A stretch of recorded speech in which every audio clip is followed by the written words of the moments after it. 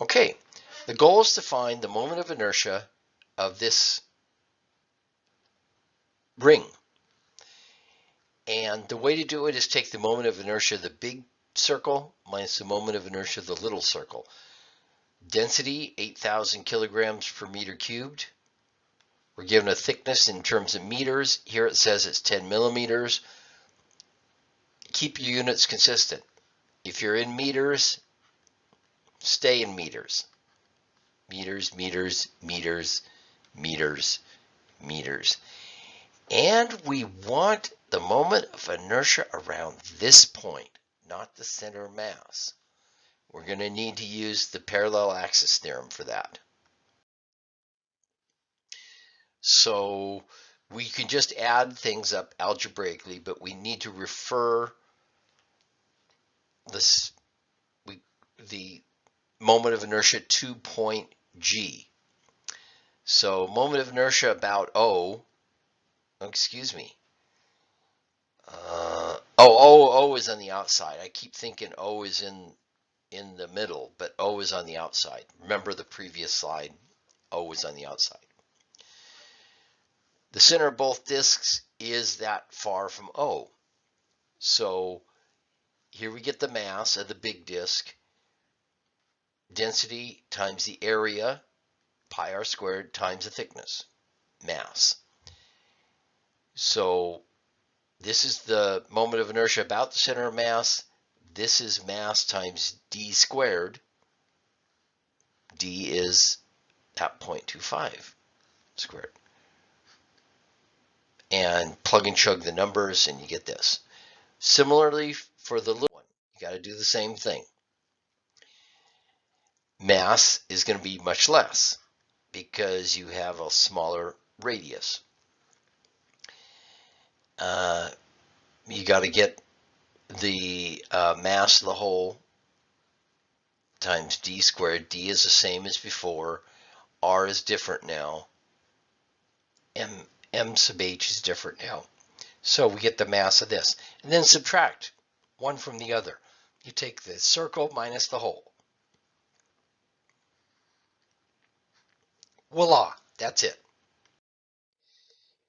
Now this one's a little more complicated. So they're thin rods. We're told that they are thin rods. And we can go look up in the back of the book what the moment of inertia about the center of mass is. Or 0.0. 0.0 center of mass then would be at 1 foot in this case for this composite piece. We're dealing with composites now, well, just like before.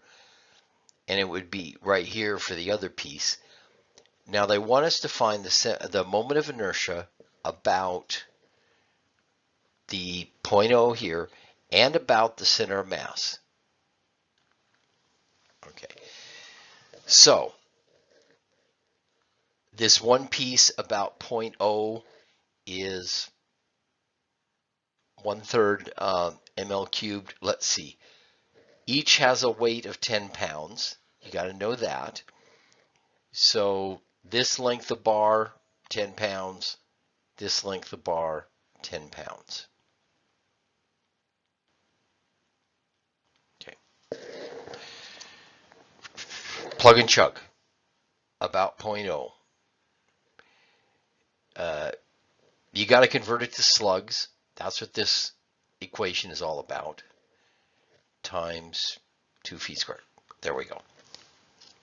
Now, since they're the same length, I probably would have found the center of mass for both of them, the moment of inertia about the center of mass for both of them, and then use the parallel axis theorem. This would have a different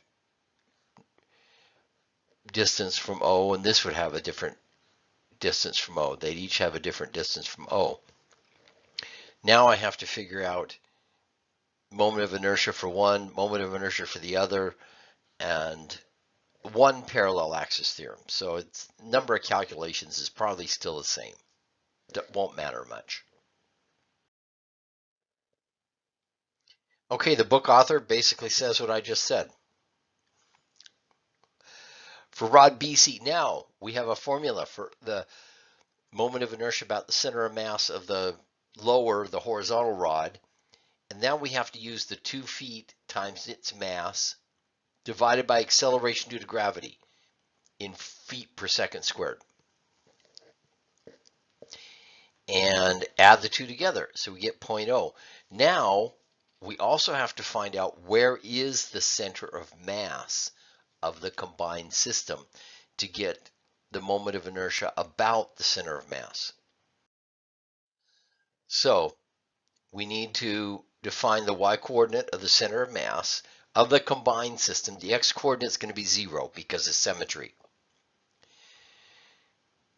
1 foot for the vertical rod times its mass. Its mass is 10 pounds over 32.2 feet per second squared. That'll give us the mass in slugs. Right around 0.62 slugs. So 0.62 plus twice that divided by twice 0.62 gives you 3/2 feet. There we go. Now we got to find, we know this. We know the moment of inertia about 0.0. Mass, excuse me, D in this case is going to be the 1.5 feet. The center of mass of the two bars put together. And then we're trying to find this. So, and again, we convert to slugs, which would be 1.2. Yeah, this is 0.62 slugs. Excuse me. This would be 0.31 slugs.